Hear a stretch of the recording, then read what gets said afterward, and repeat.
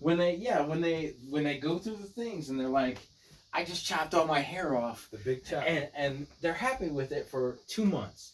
For those watching live, we're talking about his facial hair. Just to clear all that up. They talk about, I wish I had this. Yeah, I have a cousin, gorgeous cousin. She's a hairdresser. She messes with her hair a lot. She's good. If she shaved her head bald, she's still attractive. And when she had locks, she's like, man, I wish I had my locks back. She was like, I wish I had my locks back. I wish I had this hairdo back. I wish I had this hair. Right. You know, there's a lot of transitions, but, you know, there's something going on with a man and his beard, you know, stuff like that. And I'm going to be honest with you, man, and you gave me a little bit of shit. Before we get started, we have to hash this out, okay? You gave me a little bit of shit because I remember exactly when I shaved. I shaved on her birthday.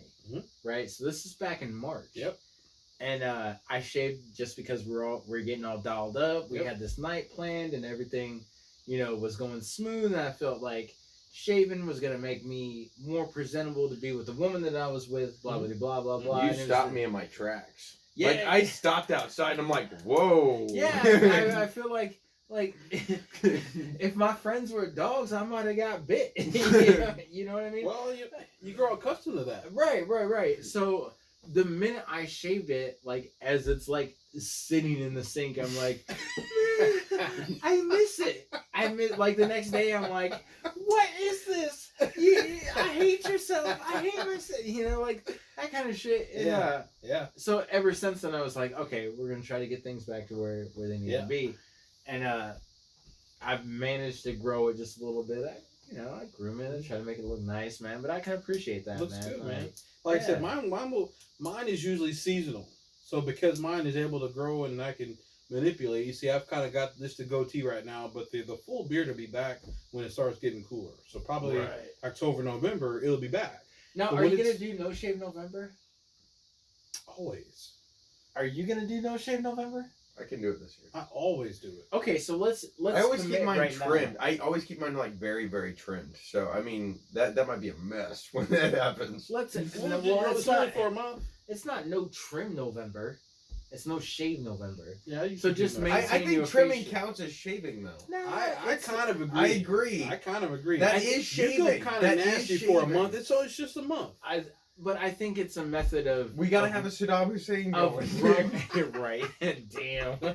It's a method of growing and then, like, maintenance. Yeah. You know, nobody wants you to look like a homeless person.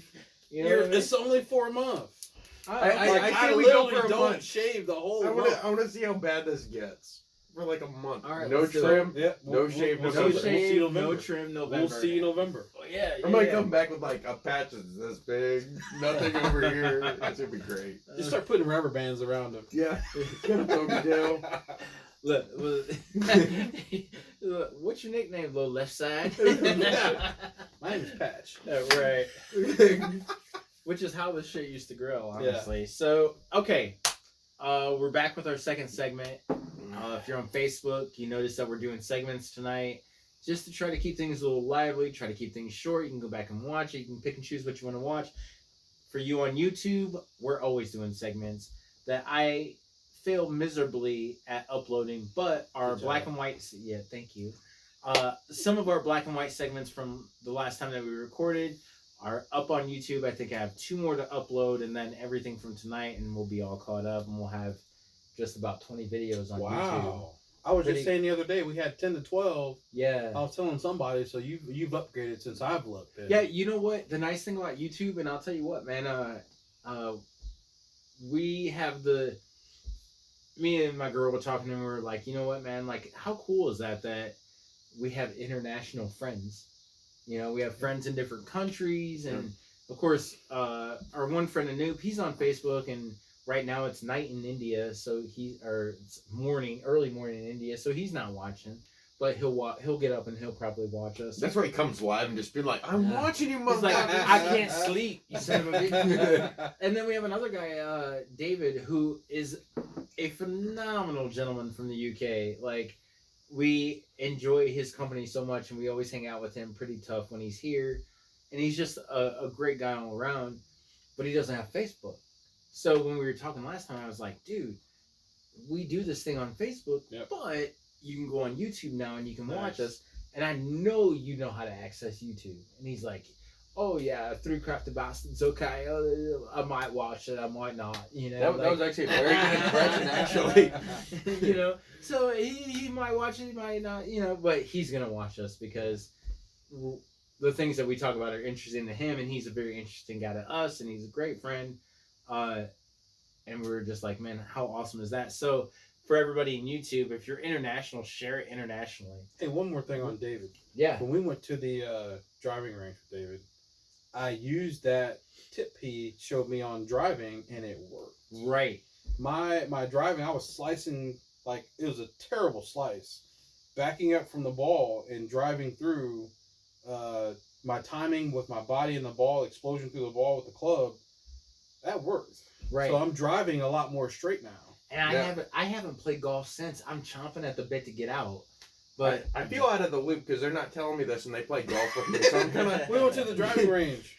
No, you said that there's a tip that he gave you and you won't say what the tip is, and I'm like sitting over here going, I did. He told me to back up from the ball. Yeah. Back up from the ball. Okay. Yeah, Yeah. you know, usually you're on your front Okay. foot or it's between your stance. Okay. But he told me to back up like almost a full step behind the ball, and it looked awkward. Because they're like, what is Marlon doing? it is And awkward. yeah, because I told you I went to Riverbend. The guys I'm playing with, like, what is he doing?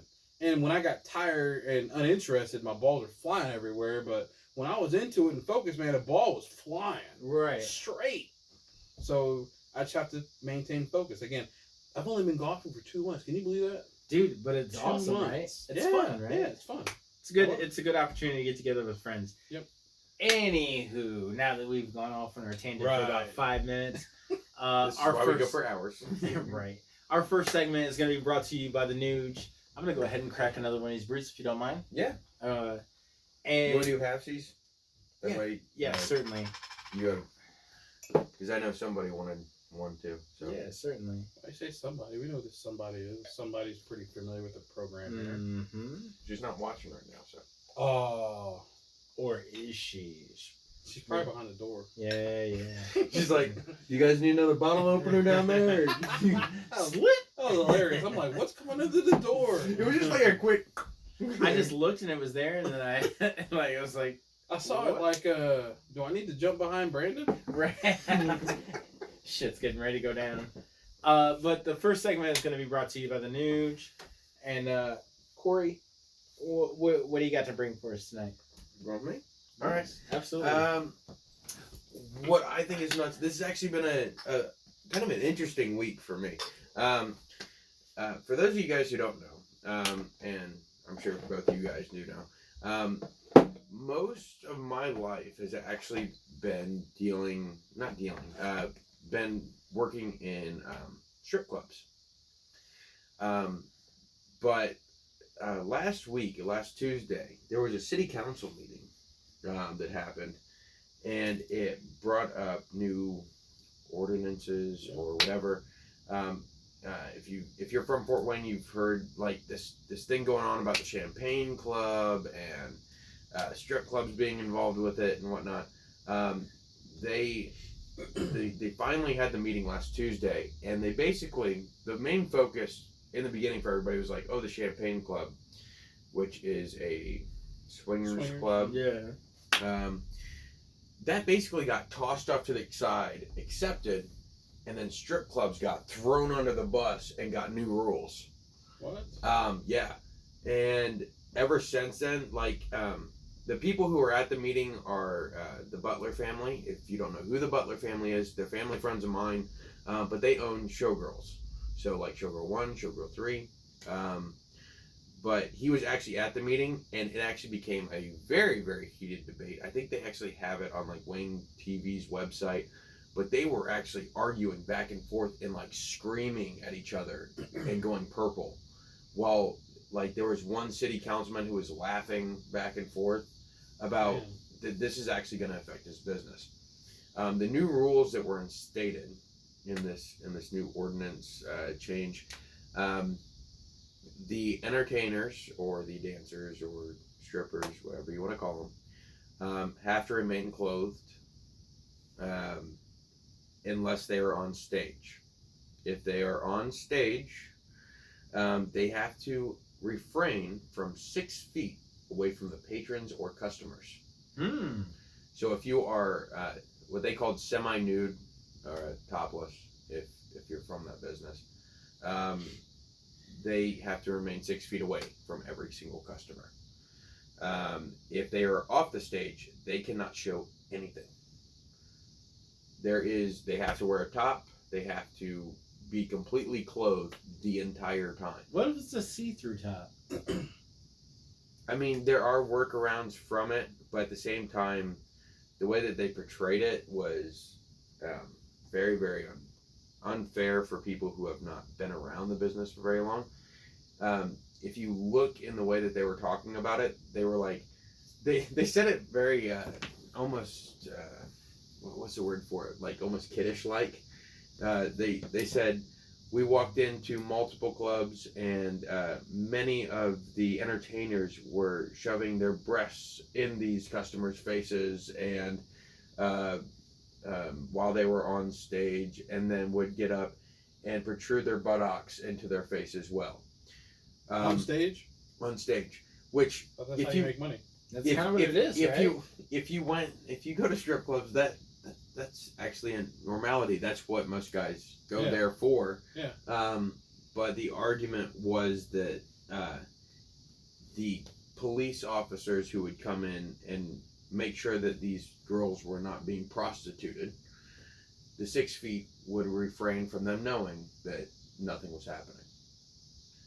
Which, in all honesty, from working with them for like 14 years, that's what our job is. The entire club, that's our job, is to make sure that the customers and the dancers do not touch in that way. That is the whole purpose of us working there. But what this is causing them to do is they have to restructure every single club in Fort Wayne, which is on the upwards of a $15,000 reconstruction, upwards of $200,000, depending on which club you are looking at, because they have to refrain 6 feet away where the stages that they have, the pole itself to where the customer is about 4.5 feet. So that means the stages that they have to be built bigger, and in the smaller clubs, that basically shuts a lot of them down because they don't have the space required and the money provided to do so. I haven't been to a strip club in almost 20 years. Yeah, it's been a while. So I wouldn't even know. Yeah, with a lot of the clubs that I'm friends with most of the owners or the main managers in charge of them, but pretty much all the clubs there, they will have to expand their stages out at least like another 4 to 5 feet. And a lot of the clubs that I know of, they don't have the room or the money to do that. Because a lot of them reconstructed like a month and a half ago, which is what I'm assuming was part of the purpose of why they dropped this now, after they just dropped a lot of the money into it. Well, I thought where you were going with the Champagne, is it room or club? Champagne Club. I thought you were going with that I thought they dropped it because they saw how much money it brought into Fort Wayne. No. But brings in millions of dollars. From my knowledge of the information I know of, there are a lot of the city councilmen who are part of that club. I mean, I'm not going to say which ones, I'm not going to out that, whatever, but... do you know the names? Yes. But maybe you should. No. Maybe you should for viewership. But no, not for viewership. But last thing that I need to get is an Epstein out of me. I really don't want that. Wow. Nice. But I'm assuming since they do that at the Champagne Club, the guy looked around, and basically what the Champagne Club is you pay a membership to go in, and you can have sex in that building. Mm-hmm. Right. But a strip club, that's the problem. Yeah, you're not supposed to in there. Well, they're like from everybody that I've talked to, they have seen some sexual acts that would astonish you in the middle of a main floor of a dance club. Like I said, And I haven't been there. And that's part of the club. But because they have a membership on it, the Crawford, the guy who is in charge of the city council meetings and went through it, he was just like, oh, there's no problems here. It looks clean, looks good. And then he went through strip clubs and went, nope. If you saw some of the stuff that went down in Champagne Club, and then looked at some of the stuff that happened at strip clubs, you would be like, I'm amazed that Champagne Club got thrown off to the side and strip clubs are where they are now. Yeah. The main issue is the fact that they have to. One of my other buddies who owns a couple clubs, he just dropped close to about like $100,000 to $200,000 into his clubs, and not just in Fort Wayne, but in other counties as well. And I don't know how they're gonna react to a lot of this, because they do have to reconstruct their entire club if they have to shut down for a few months in doing so. But it has to be everybody. And the issue that everybody's freaking out about is usually with these kind of things, you have to do about 60 days to 90 days after the rules drop. They are saying it has to be immediate. So the second that Tom Henry, our mayor, if you're not from Fort Wayne, drops the gauntlet on it and just goes, yep, it's done. We have to do it now. That night, you have to follow the rules. Right. And so that basically means that the dancers out there at the back of the stage just dancing on the mirror until the reconstruction happens. Which, now, if I may say, here is the stupid thing. Here is the most blatant stupid thing about this. If I go to KFC, what am I there for? Chicken. You're absolutely right. I don't want boneless. You don't want a hamburger. I don't want a hamburger. You don't want pizza. If I wanted a hamburger, I would go to Burger King, McDonald's. Yeah. I came here specifically for chicken. Yeah. And I feel like with them doing that, they're like, you can look at this chicken, but what we're really going to give you is these strips of these boneless wings. Well, here's the thing. That's why I stopped going to those clubs. Is I knew what I was getting. And right. I didn't want it, so I stopped going. fair enough. So now it's actually even worse. Yeah, I mean, honestly, I'm with you on that. Like, I quit going because I put enough girls through college in my 20s. Honestly. I mean, you didn't say that. But No, I said it. I've said it before. She knows. My 20s were a blur, and that was part of it. But, like, I've quit going since then because I understand the game. Mm-hmm. You know, and I got it at home. I don't need to go get it. Yep. Like, it's all good, man. But for them trying to make a living or profession, yep. Like, and the men that go to see them, like, these men are going for KFC, yeah, and they're getting Burger King.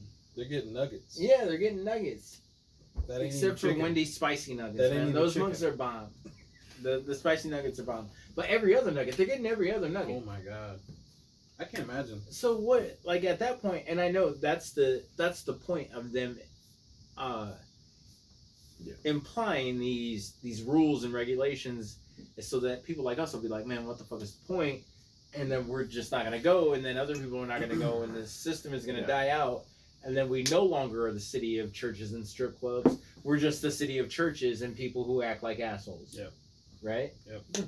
Yeah, it's kind of, I don't even know what to expect, because in my own opinion, from working around that business for more than half my life, I believe in my own intention that if the dancer is okay with it, and the customer is okay with it, and the business is okay with it, then what the fuck's the problem? It's Exactly. it's all consensual.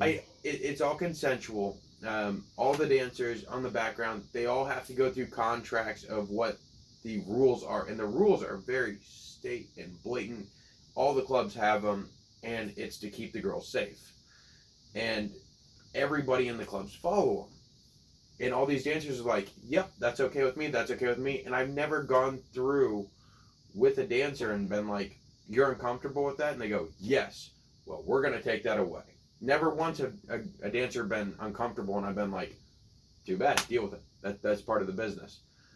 never once have I ever dealt with that. They're always okay with where they are. They know what they're signing up for. I don't understand why the city council goes in and just goes, yeah, you guys are having fun over there, and break it up. I don't get it. Because honestly, I mean, I get it, but let's get call it. it what it is. The city council stands to make some money. It's that the little Swingers Club open. It's that little kid pouting at the back of the kindergarten class, going, "I want to play with the fucking Legos." And it's God damn it. It's not dumb. It's I understand. I think it's dumb. It is, as we've seen in a higher. If there were taxes on it, they wouldn't give a shit about it. Yeah.